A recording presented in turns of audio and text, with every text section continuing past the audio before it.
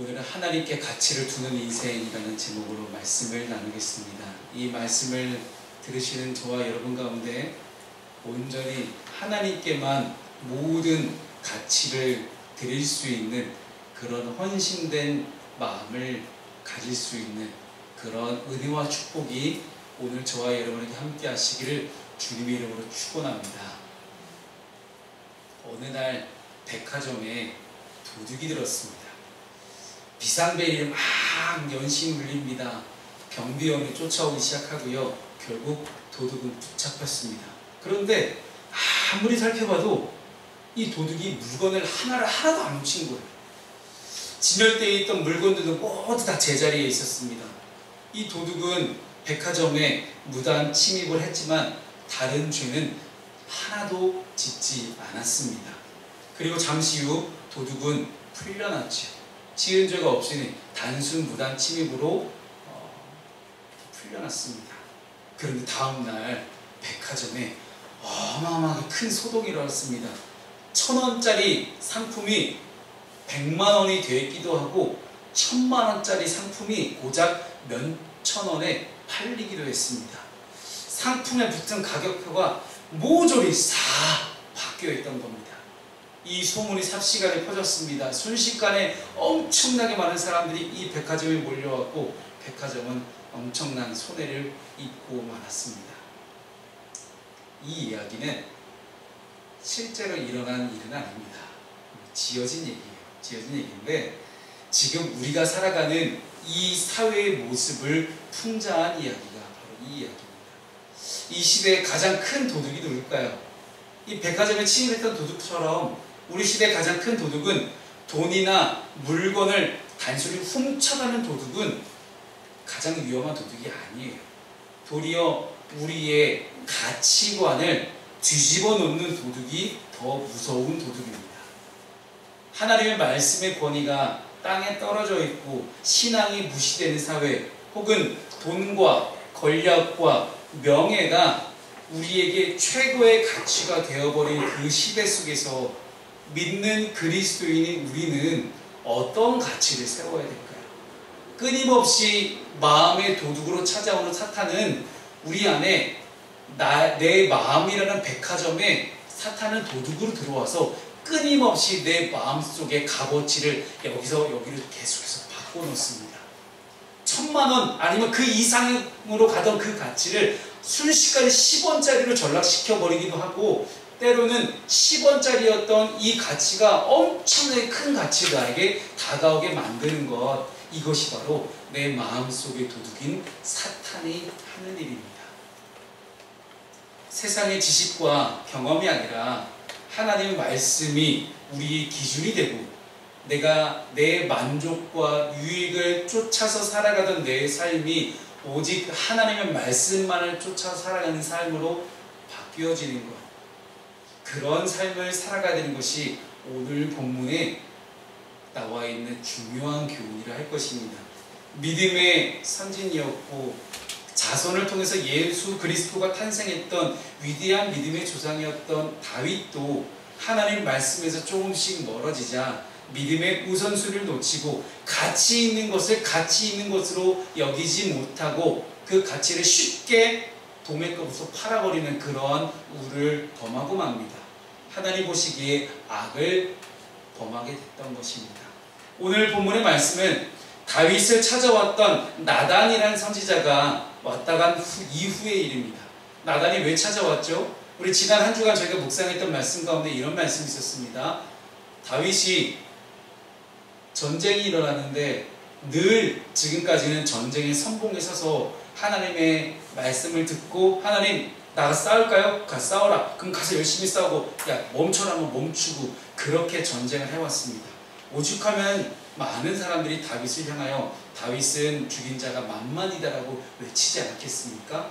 그런데 다윗이 전쟁에 안 나갑니다. 왜요? 먹고 살기 편해졌거든요. 이제는 이스라엘 전체 왕으로 등극했으니 그 어느 누구도 다윗을 대적할 자가 없었고 하나님이 다윗을 축복하셔서 다윗을 그 주변 모든 나라의 왕들보다 더 강력한 왕이 되게 했습니다. 다윗을 대적할 대적이 하나도 없습니다. 그랬더니 다윗이 너무 편안해진 거예요. 그래서 그는 다른 것에 가치를 두기 시작합니다. 처음에는 하나님이 전쟁의 승리자여, 전쟁의 승패가 하나님께 달려있고 모든 전쟁은 사람이 하는 것이 아니라 하나님이 하시는 것이라며 그렇게 열심히 싸웠던 다윗이 어느 순간 하나님과 함께 하지 아니하고 하나님은 전쟁터 가운데 언약궤 속에서 함께 싸우시라고 냅두고 자기 혼자 왕궁에 있는 거예요. 그러다 보니 왕궁에서 거닐다가 목욕을 하고 있는 우리아의 아내 밧세바를 발견합니다. 그리고 저 여인이 누군지 모르지만 데려와라. 그리고 그 여인을 또 함께 동침합니다. 그 여인과 동침해서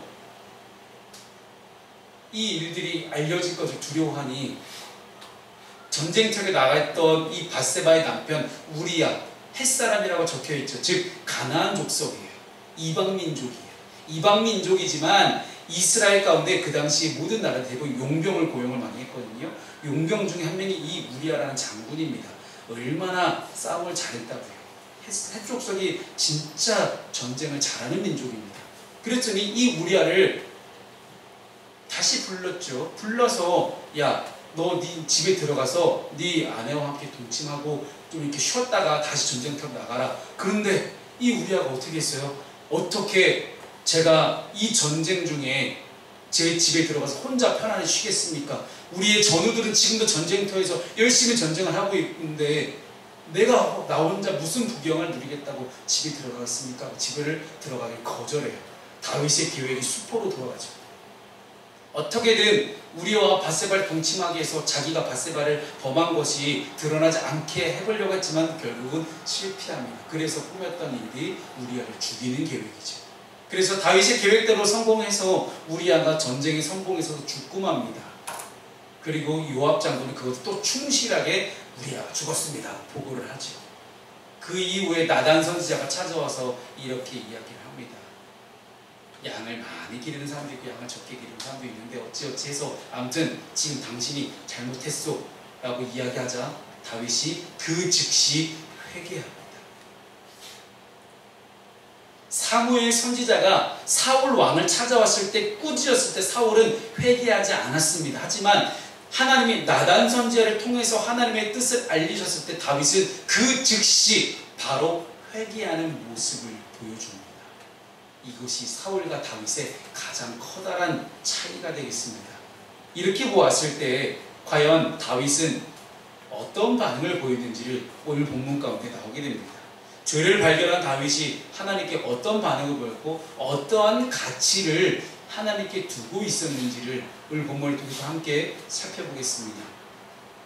구원의 첫 시작은 회개로부터 시작됩니다. 다윗이 기존에 10대의 나이에 양을 치는 목동이었을 그 소년의 시절부터 다윗은 하나님을 정말 잘 믿었습니다. 하나님을 그렇게 잘 믿던 다윗이 한순간의 죄악으로 이렇게 무너졌습니다. 그렇다면 어떻게 해야 될까요? 그동안 하나님을 잘 믿고 쉽게 말해서 신앙생활을 그렇게 잘해왔던 다윗이 한순간의 죄로 무너졌어요. 그럼 제일 먼저 뭐 해야 돼요? 회개를 해야 돼요. 그래서 우리 그리스도인들이 인생을 살아가다가 죄를 짓습니다. 그럼 뭐부터 다시 해야 될까요? 회개부터 다시 해야 된다는 얘기예요. 아무리 신앙생활을 30년, 40년, 50년, 60년, 70년, 80년을 해도 내가 신앙생활 아무리 신앙이 연한이 그렇게 길어도 하나님 앞에 내가 범죄했다면 반드시 회개부터 다시 시작해야 되는 것이 맞는다는 거예요. 이것이 바로 성경적인 구원의 원리입니다. 그런데 우리가 자꾸만 내 자신을 속이는 것이 뭐가 있냐면요, 내가 신앙의 연한이 길어요. 뭐를 생각하냐면 지금까지 내가 70년, 80년을 내가 신앙생활을 했는데 잠깐 한순간 내가 범죄에서 무너졌다고 그동안 내가 신앙생활 70년, 80년 한 게 야, 이게 헛된 건 아니잖아. 내가 지금까지 어떻게 해왔는데 내 커리어가 이만큼이나 있는데 내가 이만큼 경력이 있고 신앙의 경력이 있는데 내가 이거 한번 죄 지었다가 하나님 나를 그렇게 하실까? 여러분, 천만의 말씀입니다. 성경은 이렇게 말씀합니다. 구원받은 그리스도인은 절대로 다시는 죄를 짓지 않는다. 근데 우리가 왜 다시 죄를 지을까요? 내가 하나님 앞에 제대로 회개하지 못해서기 때문에 내가 진짜 그리스도인이 아니었다는 거예요. 겉으로는 신앙생활 하지만 진짜 그리스도인이 아니었다는 거예요. 그래서 한 번 구원받은 인생은 정말 구원받습니다. 하지만 제대로 구원받은 인생만이 구원받을 수 있다는 거예요. 제대로 구원받으면 어떻게 됩니까? 제대로 회개를 해야 되겠죠.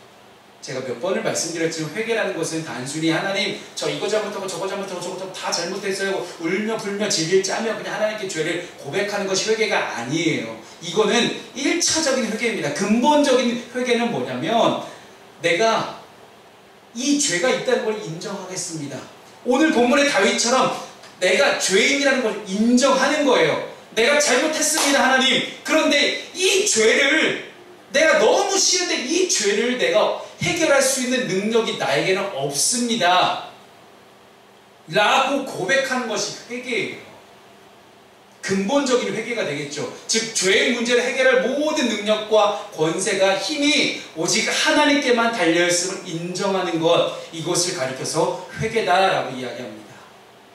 이것이 성경적인 회개라는 걸 생각해 본다면 우리는 내 신앙을 이만큼 했으니 내가 많은 인생을 내가 지금까지 이렇게 신앙생활 잘 해왔으니 내가 이 정도 했으니 나는 당연히 구원받을 수 있는 거 아닙니까? 라고 얘기할 수 없다라는 거예요. 즉 죄를 짓고 난 다음에도 회개할 때도 그리스도인이 죄 짓고 난 다음에 회개할 때도 하나님 제가 열심히 다시 한번 제 힘과 능력으로 제 믿음으로 제 신앙으로 제가 이 죄를 극복해 보겠습니다. 이거 자체가 교만이라는 이야기입니다. 그런데 또다시 넘어지는 거예요. 죄를 내 힘으로 이겨보려고 하니 또다시 우리는 넘어집니다. 사랑하는 여러분, 죄는 절대 우리 힘으로 이길 수 없습니다. 그래서 오직 하나님의 능력과 권세로 이길 수 있음을 우리가 믿음으로 고백하고 하나님께 맡길 수 있는 그런 것, 그것이 바로 진정한 회개다. 이렇게 말씀드리고 싶습니다. 오늘 본문의 15절을 함께 읽어볼까요? 15절입니다. 시작. 나단이 자기 집으로 돌아가니라. 우리아의 아내가 다윗에게 낳은 아이를 여호와께서 치심에 심히 앓는지라. 아멘. 나단 선지자가 왔다 갔습니다. 그리고 다윗은 그 즉시 하나님 앞에 회개했어요. 나단 선지자가 꾸짖었을 때 회개했어요. 근데 회개로 그쳐서는 안 된다는 거예요. 우리아의 아내가 다윗에게 낳은 아이, 분명히 다윗의 아이입니다. 그런데 성경은 우리아의 아내가 낳은 아이라고 설명을 합니다. 남의 아내를 빼앗아 낳은 아이이며 다윗의 죄 때문에 태어난 아이라는 것을 성경은 지금 말씀하고 있는 거예요. 그렇게 태어난 아이를 하나님은 치셨고 심히 앓게 됩니다. 건강했던 아이가 생명의 오고 가는 위급한 상황 가운데 놓이게 된 것이죠. 하나님은 절대로 다윗의 죄를 가볍게 여기지 않으셨습니다. 하나님은 말씀하신 대로 마땅한 죄의 값을 물어보셨습니다. 죄의 값어치, 가치가 되겠죠. 너무 쓴 이 죄의 열매를 맛본 다윗이 어떻게 행동합니까? 16절을 봤더니요, 다윗이 그 아이를 위하여 하나님께 간구하되 다윗이 금식하고 안에 들어가서 밤새도록 땅에 엎드렸으니, 다윗이 했던 행동은 뭡니까? 하나님 앞에 엎드렸다는 거예요. 즉 이 죄의 문제에 죄의 대가를 치르고 죄의 문제를 없이하고 싶은데 이것을 없앨 수 있는 유일한 능력과 권세가 하나님께 달려있음을 그는 고백을 하는 것입니다. 그래서 하나님 앞에 엎드린 거예요. 단순히 이 죄를 없애주세요가 아니에요.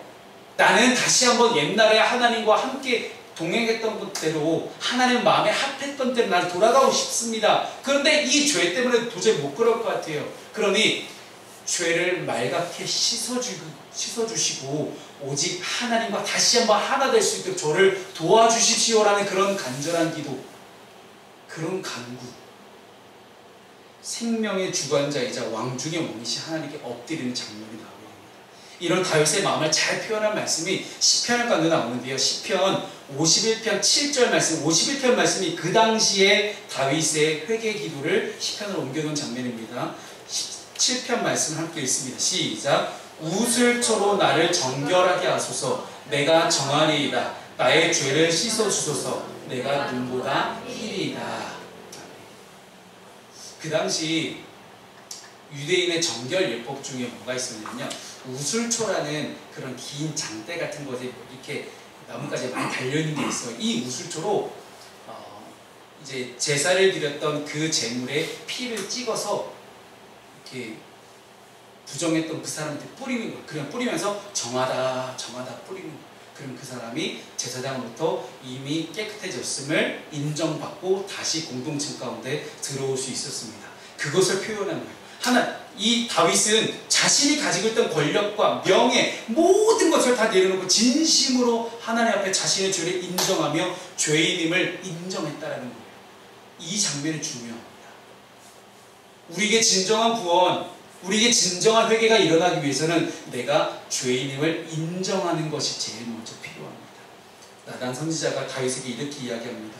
여호와께서 당신의 죄를 사하셨다. 그리고 당신을 용서하셨지만 그럼에도 불구하고 당신이 낳은 아이가 반드시 죽는다.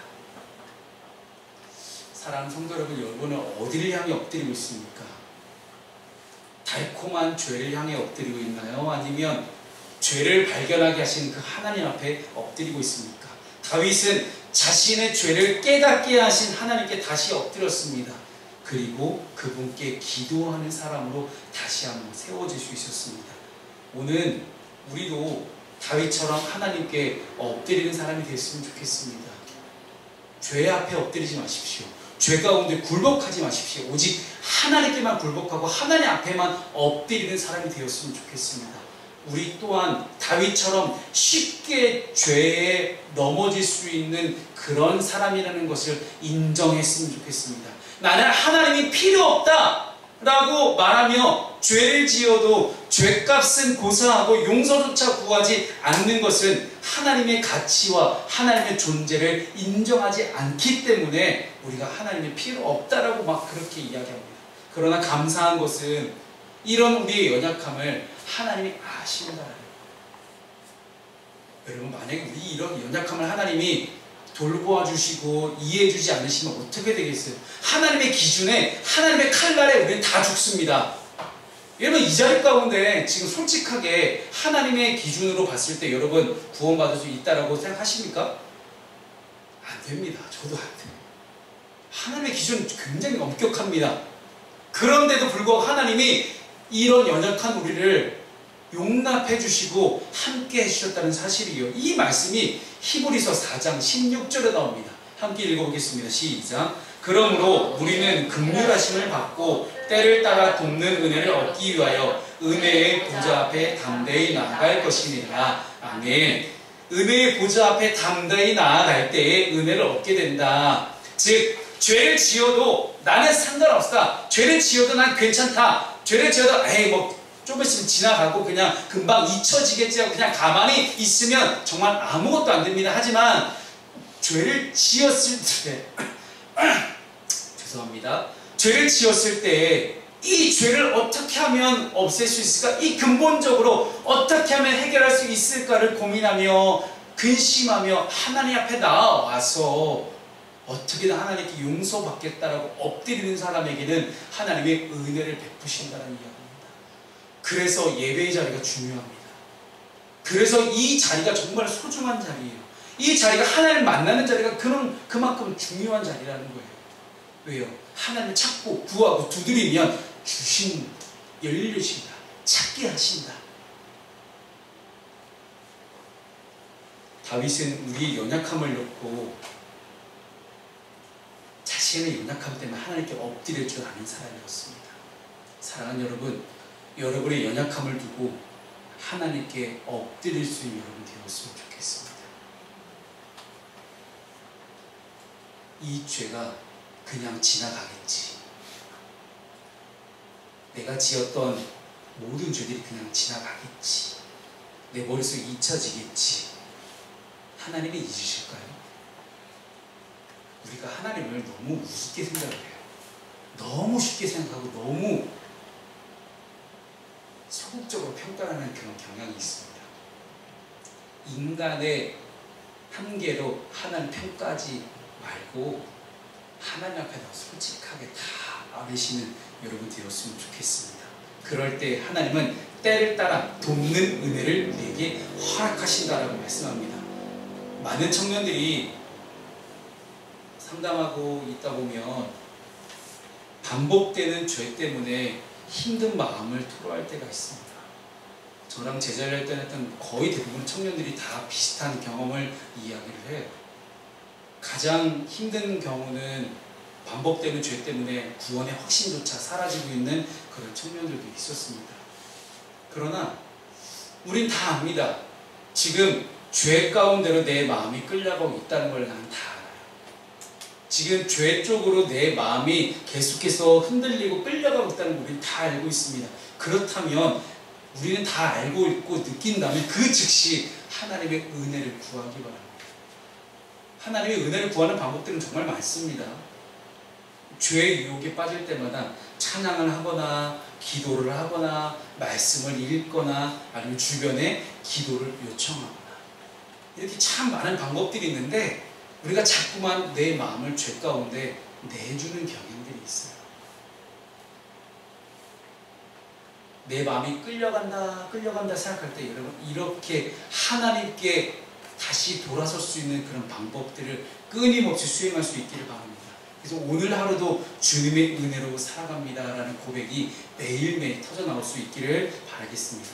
그렇다면 이 구원의 시작은 회개로 시작했으면 구원의 완성은 어떻게 시작될까요? 하나님께 맡기는 겁니다.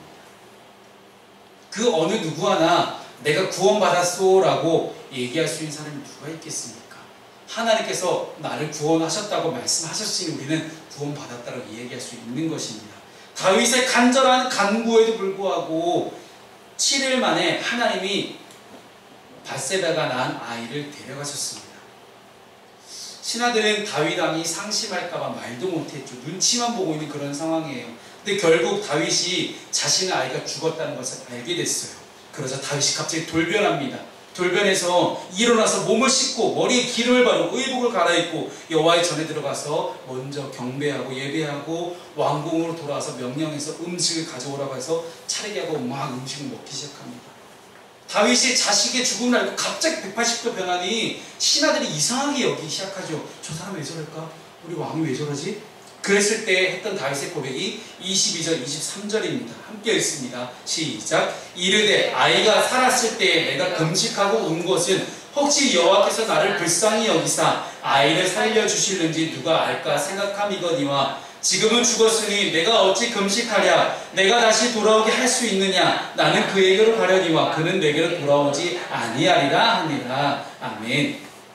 다윗은 하나님께 아이를 살려주세요라고 기도했지만 죽은 것은 하나님의 뜻이라는 거예요. 이미 죽어버렸기 때문에 자신의 기도를 멈추는 것이 당연하다라고 이야기하는 것입니다. 다윗은 하나님의 뜻을 어떻게 받아들입니까? 있는 그대로 순종하고 받아들입니다.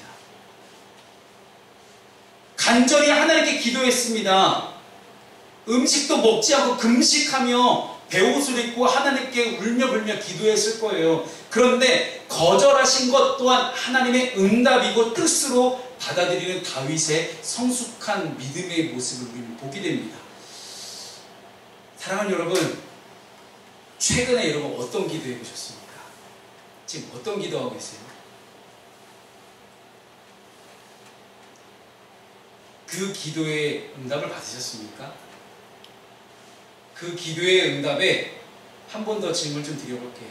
그 기도의 응답에 감사하십니까?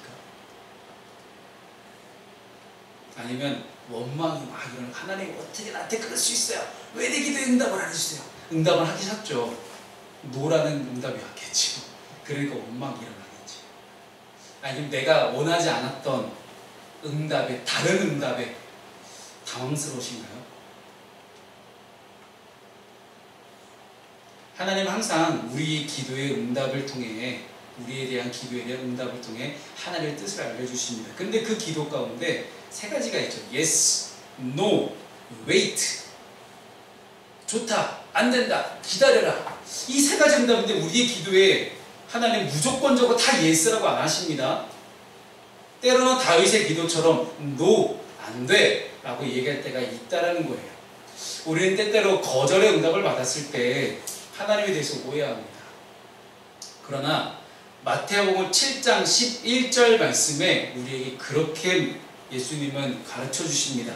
읽어보릴게요. 다 함께 시작. 너희가 악한 자라도 좋은 것으로 자식에게 줄 줄 알거든 하물며 하늘에 계신 너희 아버지께서 구하는 자에게 좋은 것으로 주시지 않겠느냐. 아멘. 뭐라고 적혀 있어요? 하나님 아버지는 자녀에게 어떤 걸 주신다고요? 좋은 것. 좋은 것. 누구에게 좋은 거예요? 하나님 편에. 나한테 좋은 게 아닐 수 있어요. 하나님 기준에 봤을 때 좋은 거예요. 그러면 다 좋은 거 아니에요? 인정이 안 되십니까? 여러분, 우리가 되게 솔직해져야 돼요. 세상 기도 안 하는 사람 없습니다. 예수 믿지 않는 사람들도 기도는 해요. 능력이 없을 뿐이지. 예수 믿는 사람이 하는 기도는 강력합니다. 믿는 그리스도에 하는 기도는 강력해요. 왜요? 늘 응답이 오는 기도이기 때문이에요. 예수 믿지 않는 사람들이 하는 기도는 응답이 없습니다. 하지만 믿는 자녀들이 하는 기도는 엄청난 능력이 있고 응답이 반드시 오는데 yes, no와 wait예요. 근데 이 yes, no, wait 중에서 no라는 응답이 왔을 때 누구의 편에서 no예요? 내 입장에서는 no예요. 근데 그게 하나님 편에서는 가장 최고라면 어떻게 받아들이시겠습니까? 인정이 안 되십니까? 여러분, 이게 믿음의 자세고 신앙인의 자세입니다. 하나님이 내 아버지 하나님, 나를 주관하시고 인도하시고 나를 다스리시고 나와 함께 하실 하나님이 어떻게 하시든지 그냥 믿음으로 순종하고 하나님만 붙잡고 따라가는 것, 이게 바로 성숙한 신앙인의 자세고 우리가 생각하는 믿음이라는 거예요. 그래서 보통 교회에서 이런 훈련들을 많이 했습니다. 한 사람을 끌고 가는데 그 뒤에 사람은 눈을 가리고 있어요. 앞에 사람이 가자는 데로만 가야 돼요. 야, 잠깐 뭐 어떻게 해보자, 야, 일로 가보자 얘기해도 이쪽으로 가보자 해도 그쪽이 물 웅덩이인데 어떻게 가자고 하겠어요? 안 돼라고 계속해서 앞에 사람은 가자는 데 끌고 갑니다.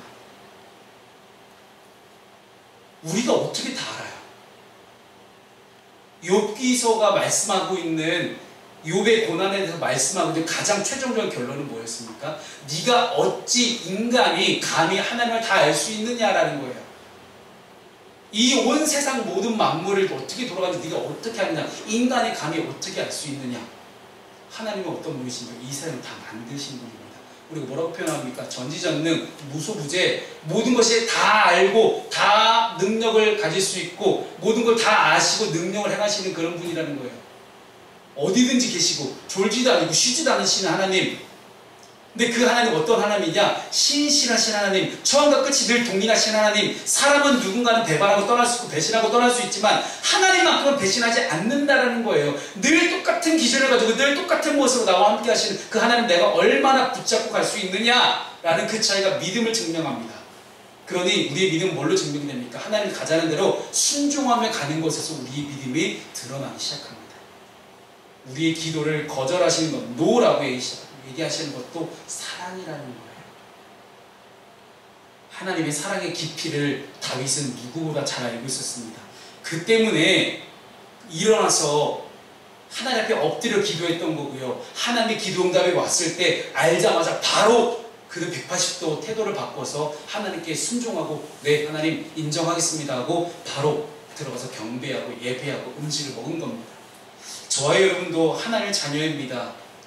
우리에게는 다 기도의 특권이 있습니다. 믿지 않는 사람들은 할 수 없는 그 기도의 특권이 있어요. 그 기도의 자리에서 나의 뜻을 하나님께 다 알아야지만, 그러나 하나님의 뜻을 알게 됐을 때 무조건적으로 순종할 수 있는 그런 믿음의 수준이 저와 여러분에게 있었으면 좋겠습니다. 말씀을 정리합니다. 오늘 말씀은 가치라는 것으로 시작했습니다. 백화점의 이야기를 시작을 했는데요. 가치. 그래서 오늘 마음대로 가치로 제가 마무리를 해보려고 합니다. 오늘 다윗은 하나님의 뜻과 생각을 알자마자 바로 받아들이는 매우 수준 높은 신앙인의 모습을 보여줬습니다. 그런데 여기서 또 중요한 것은요, 다윗이 회복되고 다윗이 하나님 앞에 다시 용납되는, 다시 하나님께 회복되어지는 그 구원의 순간, 그 구원의 순간 가운데 다윗은 어느 가치도 지불하지 않았다는,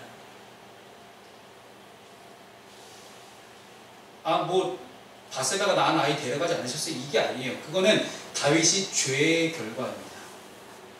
죄의 결과는 이제 과거로 넘어갔고 다시 다윗이 회개하고 하나님께 용납돼야 되거든요. 그 과정 가운데 다윗은 무료로 다시 하나님께 용납을 받아요. 지금 우리가 사는 세상은 너무 가치에 매몰되어 있습니다. 값어치가 모든 것을 지배하는 세상이 되어버렸어요. 그러나 예수님의 수많은 천국 비유 가운데 나오는 말씀을 보게 되면 가장 중요한 건 값 없이 은혜로 주어졌다는 것입니다. 여기서 여전히 대가를 지불해야만 값어치가 있다고 여기는 세상 가운데서 대가를 지불해야만 마음이 편해진다고 하는 이 세상 가운데서 우리는 영화 2012라는 곳에서 봤듯이 값을 치러야 한다는 것은 값을 치를 수 없는 사람들과의 차별을 우리는 말하고 있다는 것을 알게 됩니다. 영화 2012는 이 세상이 망하는 마지막 날에 봐요. 거대한 홍수가 일어나서 온 지구가 다 물에 잠깁니다. 근데 이것을 알고 있던 전 세계 지도자들이 다 같이 한 곳에 모여가지고 현대판 방주를 만들기 시작해요. 이렇게 오른쪽에 있는 방주를 만들기 시작하는데 몇 개를 만들어요. 근데 이게 몇 개를 만들 때 기준이 딱 하나였어요. 저 안에 방주 안에 들어갈 수 있는 값을 지불할 수 있는 사람은 들어와라. 근데 지불을 못하는 사람은 못 들어온다. 인정이 되십니까? 이게 인간들의 기준이고 인간들의 셈법이에요. 이게 가치에 대한 판단을 갖고 있는 사람들의 생각들입니다. 그런데 우리는 구원받는데 그 어떤 가치도 지불하지 않았습니다. 우리가 인정한 게 딱 하나였어요. 하나님이 나에겐 최고의 가치이십니다 라는 것만 인정하면 우리는 구원받는 거예요. 은혜라는 것은 값없이 주어진 것이 은혜입니다. 값이 있으면 그때부터 기브의 테이크를 말하게 되죠. 은혜라는 것은 값없이 주어집니다. 이 은혜를 은혜로 받아들일 수 없다는 것은 차별을 당연하게 여기는 차별하는 인간이 되겠다는 것이죠. 사랑하는 여러분, 하나님은 이런 셈법이 없으십니다. 오직 우리를 값없이 인정해 주시고 용납해 주시고 은혜를 주시는데 그 가운데 우리가 해야 되는 한 가지입니다. 하나님을 최고의 가치로 인정하고 하나님께 어떤 뜻을 말씀하시는지 순종할 준비가 되어 있는가. 오늘 말씀처럼 하나님의 은혜를 가치 있게 받아들이며 감사할 수 있기를 바라겠습니다. 또한 무더위와 어떤 비 피해 코로나19 가운데서도 이렇게 하나님께 감사할 수 있는 저 여러분 되시기를 주님의 이름으로 축원합니다.